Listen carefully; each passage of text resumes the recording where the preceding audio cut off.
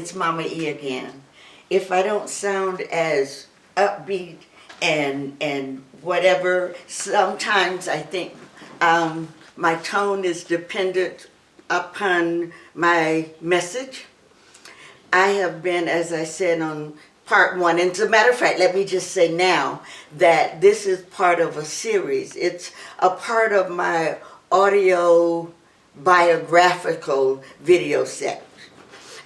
I felt like during this time that we have been quarantined, so much is happening in our world, and it's happening at such a rapid pace that perhaps things that I had thought about doing at one time, maybe now is the time to do it. So I've decided then to produce a series of videos on my life. You know, as we have tried to explain during this period of racial injustice. Okay, I don't usually have a problem with talking, but okay, during this period in which we have experienced the death of George Floyd, which brought about the protesting and demonstrations and whatever, but it has allowed me a time to reflect back on what my life has been. Very often I say to my Caucasian counterparts, be careful about trying to tell our story. Sometimes, you know, it's like telling someone who just lost a loved one, I know exactly how you feel. Well, maybe not.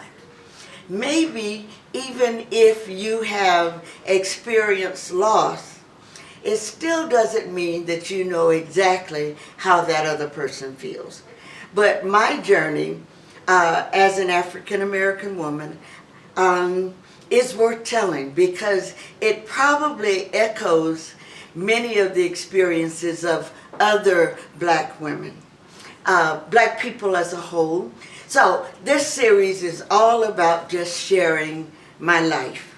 I started yesterday, and you can look at part one. I was born in Jacksonville, Florida, and raised, of course, here, one of 5 children. And I attended segregated schools. And very often when we say segregation, you know, you kind of get an air of, oh, that's too bad. But when my classmates, class of 1965, New Stanton Senior High School, when we talk about what life was like, it really wasn't, it's never discussed with sadness. You know, there were things during that period that were things that made us self-sustaining. We learned how to use our imagination. You know, we created our own games because we were all in the same neighborhoods. We were forced to depend on each other. You know, Mr. Quarterman had a gas station on the corner, and when we started driving, Daddy would say, go to Mr. Quarterman and tell him to give you $1 worth of gas, and I'll pay him later. And of course, you know, there were black stores on the corner where you could go and get a snack. And then there was the lady down the street that had a restaurant, and Daddy would send us to go get his lunch. All of those things were a part of an upbringing that made us close, made us depend and rely on each other, and take care of each other. So growing up in segregated schools, we didn't know that there was any different, you know, because there were no white students in our neighborhood, so there were no white students in our schools. Everybody there looked like us. Our teachers lived in the neighborhood, and they knew us and knew our parents, so that if you didn't bring your homework, or I can remember once forgetting that I was in we had chapel, which was like a service, a program. Anyway, I was supposed to be on it, and I forgot to tell my mom, which meant that I didn't come dressed up. And I got in real trouble for that because they just called my mom and told her, you know. But all of those kinds of experiences made us who we were. The sense of pride in your schools, pride in yourself that says I will not act a certain way because I am such and such. And neighbors knew all the kids on the street, so they would tell your mom if you said something that was not acceptable or appropriate.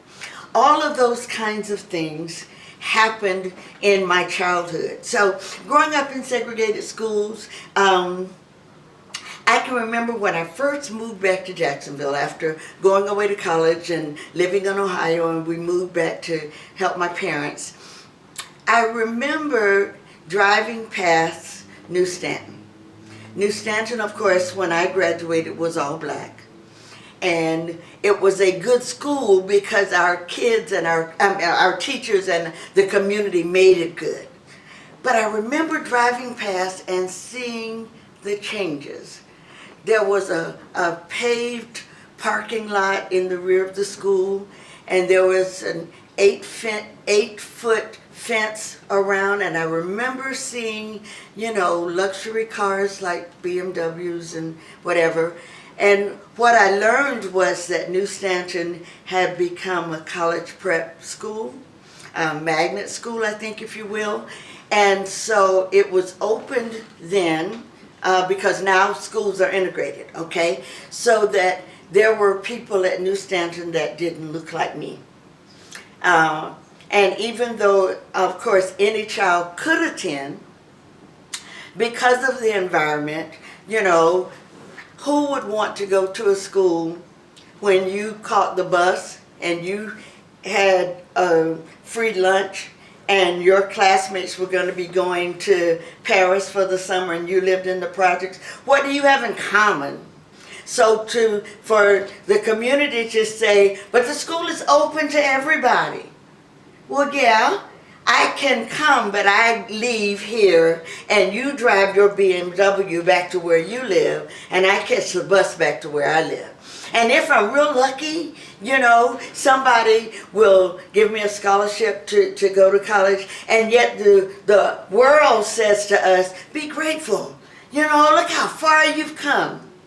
And yet my neighborhood hasn't really come that far, and my opportunities hadn't really come that far.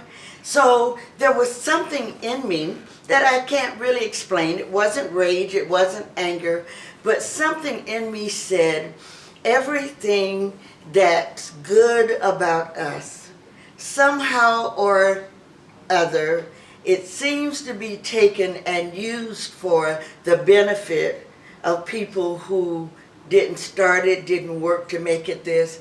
And I don't know. I'm just, okay, I'm being spontaneous. Maybe I need to go talk to somebody, because all of these feelings aren't labeled. I can't explain, but it's all a part of who I am. When Rains and Revolt, the beginning of that competition that goes on every year here in Jacksonville, Rains was built to keep black kids from going to Revolt. So for those who don't know, the schools are maybe 2 or 3 miles apart, but I remember when blacks started to move in the area closest to Revolt, but black kids couldn't go to Revolt. Black kids, they built Rains so that, you can have your own over here. The wonderful thing about that, though, is that it turned out to be good for us. There's a scripture that says, what the enemy meant for evil, God turned it for good. That has been the story to so many of the things that made up who we are, that God turned it for good. That there were things that we experienced that could have been negative, that could have held us down, that could have kept us under the foot of the powers that be. But God turned it for good. We're going to continue my life according to the pandemic real soon. Tune back again. again, because I've got to get all of this out. So let me do it, okay? This has been Mama E, and we'll talk again soon.